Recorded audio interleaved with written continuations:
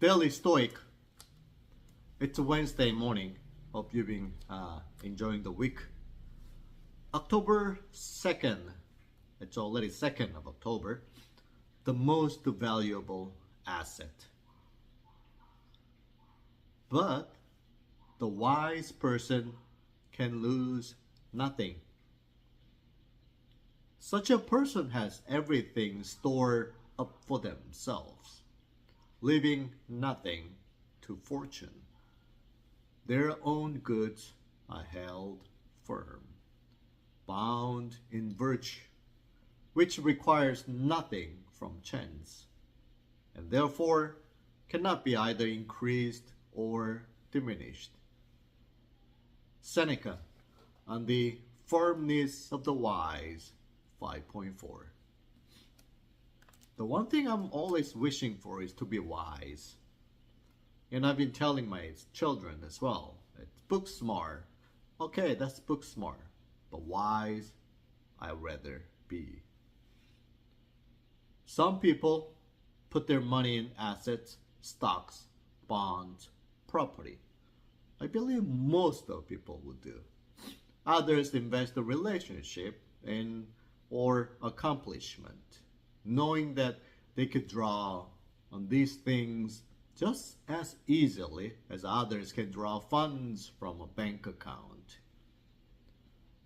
But a third type, Seneca says, invest in themselves, in being a good and wise person. Which type would you rather be? I'd rather be third one. That's what I always been wishing for. Which of these assets is the most immune to market fluctuations and disasters? I'm sure you know the answer. Which is the most resilient in the face of trials and tribulations? I'm sure you know the answer. Which will never abandon you? It's absolutely third one. Seneca's own life is an interesting example. He became quite wealthy as a friend of the emperor, yes, but as a Nero became more and more deranged, Seneca realized he needs to get out. He offered Nero a deal. He'll give Nero all his money, and on top of that, and return all of Nero's gift in exchange for complete and total freedom. Smart move, wise. Ultimately, Nero rejected the offer. But Seneca left anyway, retiring in relative peace. But one day, executioners came with a mortal decree. Sounds like a Socrates. In that moment, what did Seneca rely on? Wasn't his money. There's nothing he could rely on from his money. It wasn't his friends. Although they meant well, who were considerably source of grief and mourning, like whomever Socrates had. But thing is, it was his virtue and inner strength.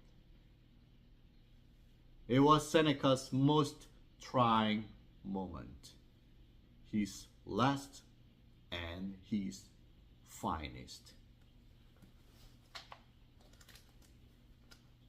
Would you be able to do it?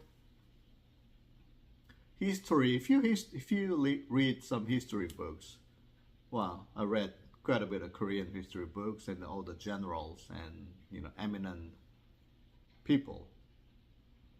Their virtue, their principles, and their discipline, it's quite firm, it's strong. They always rely on. Of course, there's always like time that you could anguish and that you struggle with that. But eventually, they firm their virtue and discipline and their principles. So they ended up with that. They leave with that wisely. How about us? Do we have any strong virtue? Do we have any strong principles? And do we have any strong disciplines to live with it, along with it? Think about it. If you don't, we better have one. Thank you. Have a great day. See you tomorrow. Bye.